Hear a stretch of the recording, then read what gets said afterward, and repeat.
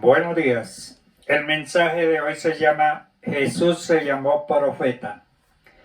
Cuando escuchamos la palabra profeta se tiende a pensar en alguien que hace predicciones acerca del futuro, pero aunque es verdad que los profetas bíblicos a veces predecían el futuro, eso no era el propósito principal de su ministerio. Los profetas de Dios eran sus embajadores. Su trabajo era explicar los pactos de Dios y animar a su pueblo a serle fiel. Cuando los cristianos pensamos acerca de Jesús como nuestro profeta, es importante recordar que a lo largo de la historia bíblica hubo cientos de profetas del Señor, pero no fueron iguales a Jesús en poder y en autoridad. Los verdaderos profetas fueron llamados por Dios, les fue dada la palabra de Dios para decírsela a la gente, demostraron su lealtad a Dios al hablar en su nombre de acuerdo a sus mandamientos. Los profetas tenían que ser llamados por Dios. Se les tenía que ser dada la palabra de Dios para que la predicaran. Tenían que ser leales a Dios. En 2 de Pedro 1:20-21 dice que el Espíritu Santo inspiraba a los profetas a decir lo que Dios les ordenaba. En 2 de Pedro 1:20-21 dice: ninguna profecía de la Escritura es de interpretación privada, porque nunca la profecía fue traída por voluntad humana, sino que los santos hombres de Dios hablaron siendo inspirados por el Espíritu Santo. Los discípulos convivieron con Jesús varios años. Al principio no sabían verdaderamente quién era Él. Hasta después de su resurrección comprendieron completamente quién era Jesús. A lo largo de la historia, científicos, teólogos, filósofos e historiadores han tratado de encontrar los rastros de Jesús. Aceidad quiere decir existir por sí mismo, es decir, Jesús existió, existe y existirá por toda la eternidad. No son las investigaciones científicas históricas las que van a determinar quién es Jesús. Stalin, Mao Zedong, Cicerón, Lenin, Charles Darwin, Demóstenes solamente existieron y hasta ahí llegó su historia. Como cristianos y como hijos de Dios que hemos puesto nuestra fe en Cristo Jesús, lo que la palabra de Dios nos revela es suficiente para creer en Él. Algunos por su autoridad decían que era Juan el Bautista que había resucitado, otros que por su poder y milagros decían que era Elías, y algunos de los profetas antiguos, muchos por su sabiduría le llamaban Rabí, es decir, maestro. Rabí, maestro de las escuelas galileas. Algunos lo llegaron a reconocer como el Mesías prometido en las Escrituras. Andrés, hermano de Pedro, lo llamó el Mesías. Natanael o Bartolomé lo llamó Hijo de Dios y Rey de Israel. Pedro lo llamó el Cristo, Hijo del Dios viviente. Marta, hermana de Lázaro, y María, sus amigos amados de Betania, lo llamó el Cristo, el Hijo de Dios que ha venido al mundo. El Padre Celestial dijo de Jesús, y Jesús, después que fue bautizado, subió luego del agua, y aquí los cielos le fueron abiertos. Jesús dijo de sí mismo, Jesús afirmó que Él y el Padre eran uno solo. Jesús afirmó que Él es el único camino para llegar al Padre Celestial. Jesús afirmó que era el Mesías, el Cristo. Jesús dijo delante del sumo sacerdote que Él era el Cristo, el Hijo de Dios. Jesús nos dice que Él es el alfa y la omega, el principio y el fin, el todopoderoso.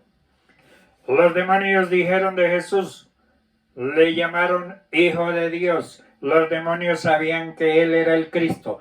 La palabra de Dios nos enseña que Jesús es Dios, nos enseñan que Jesús es el Creador, nos enseñan que Él permitió que le adoraran. Jesús también permitió que le llamaran Dios.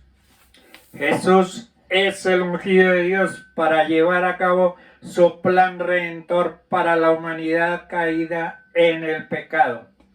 Los judíos ungían a las personas para desarrollar 3 funciones o ministerios, es decir, que Él es el ungido porque es sacerdote, porque es profeta y porque Él es el rey.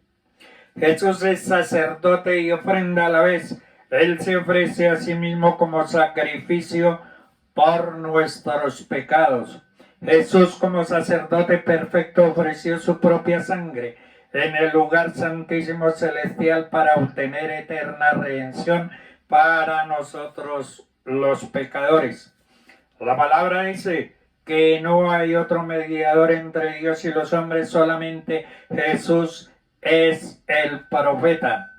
El profeta era un intermediario entre Dios y el pueblo. Su mensaje era transmitir el mensaje de Dios al pueblo. Jesús se llamó a sí mismo profeta. Las personas lo reconocían a él como profeta. Los profetas transmitían un mensaje de parte de Dios.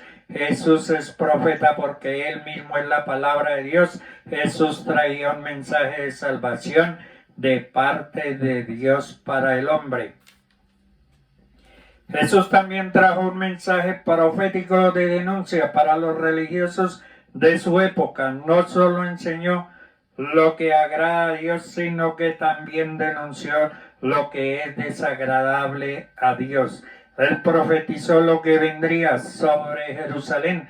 Por su rechazo del mensaje de Dios para ellos, tenemos que comprender que el reino de los cielos se ha acercado, porque el rey, ese rey, no vino a este mundo. Él tenía derecho al reino de Israel por ser descendiente directo del rey David. Pero él no vino a instruir un reino terrenal.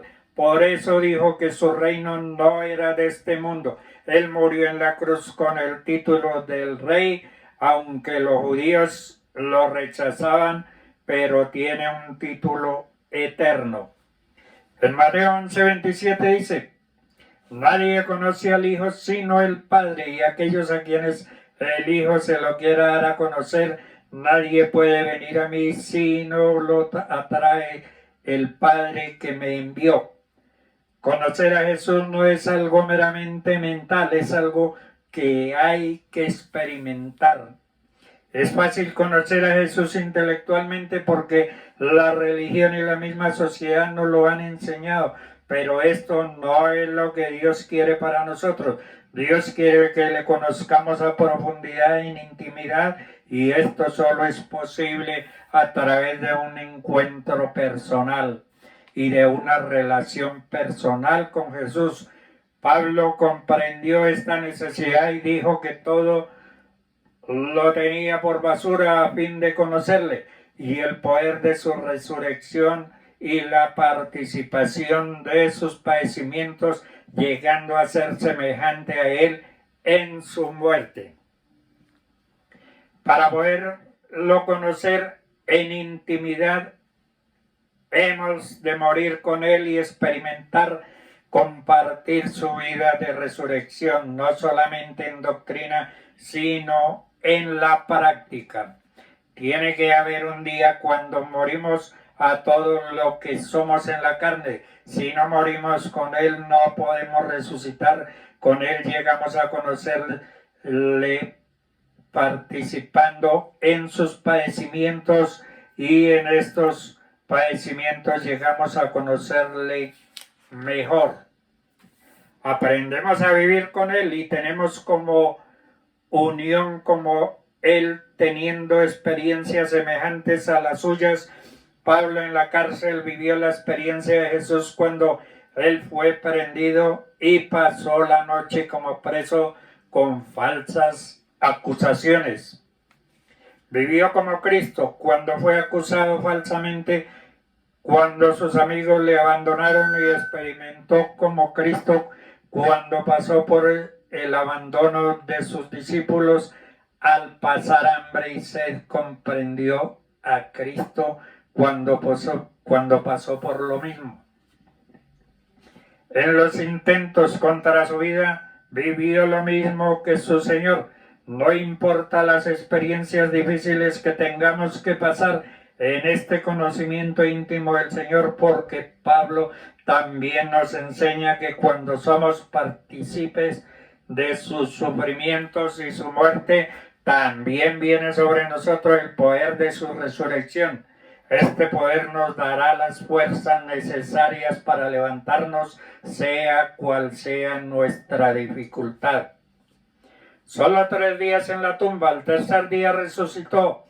Tus sufrimientos tienen fecha de caducidad, porque el poder que levantó a Cristo también nos levantará del lugar en que nos encontremos. Si Jesús es la cabeza de la iglesia, Él es quien tiene autoridad sobre ella, así también Él es el principio, o sea, el Creador, quien dio origen a todas las cosas. Además, Él es el primogénito, el más importante, Él con mayor autoridad y poder entre los muertos. Tanto era su poder que ni la muerte lo pudo retener.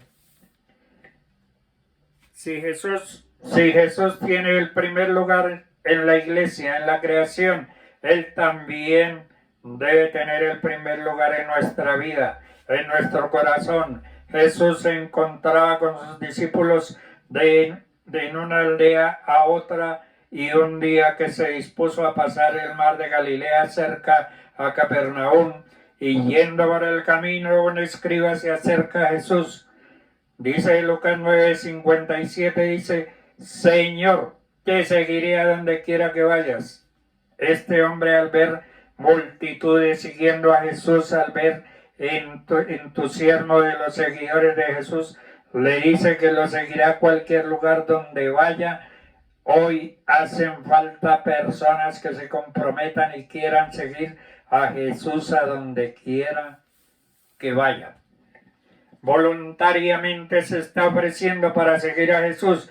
Esta era una tarea muy ardua, ya que debía dejarlo todo e irse con Jesús por las tierras de Judea, Galilea, Samaria y todo lugar donde estaba Jesús. Se convertiría en un seguidor de Jesús de tiempo completo, sin saber dónde dormiría, ni saber dónde comería y qué vestiría. Se trataba de una gran decisión. Jesús, siendo el Dios Todopoderoso, creador de todo, dueño de todo, durante su estancia sobre la tierra, llevaba una vida peregrina, mas el Hijo del Hombre no tiene dónde recostar su cabeza. Dios les bendiga.